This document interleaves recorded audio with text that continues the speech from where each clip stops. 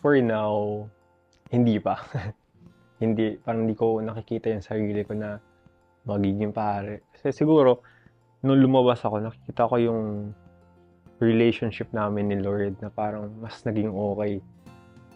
In a sense na mas nagiging honest ako sa sarili ko. Kasi minsan may danger sa seminary na parang I have to overly convince myself na para sa pagpapari ako. Para alisin yung guilt na tinutulungan ako ng ibang tao para maging pare. Gustong-gusto ng nanay ko maging pare ako. So, kailangan ko maging pare. Parang ganun.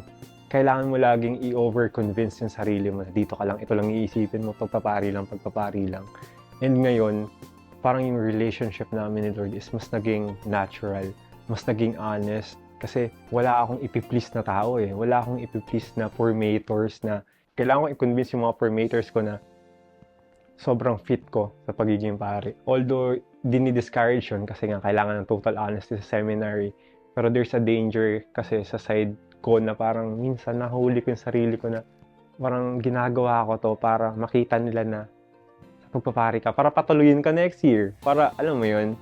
Kasi pag hindi nakita ng mga pari na hindi ka fit for the next formation, papalabasin ka. And the thought na anong iisipin nila mama pag pinalabas ka, anong iisipin ng benefactors mo pag lumabas ka. It's so hard to confront. It's overwhelming to confront. And the tendency is, minsan magmamask ka. Kahit laging ini-encourage ng seminary, maging authentic kasi dun mas matutulungan ng isang seminarista. Pero there's a danger na if it gets overwhelming, you tend to hide. You tend to cover up everything para lang makalusot ka ng next year. And ngayon, paglabas ko ng seminary, parang mas naging natural.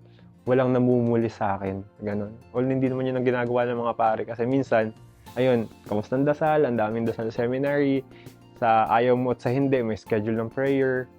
At ngayon, mas naging natural. Mas iba yung devotion ko para mag-mature sa faith.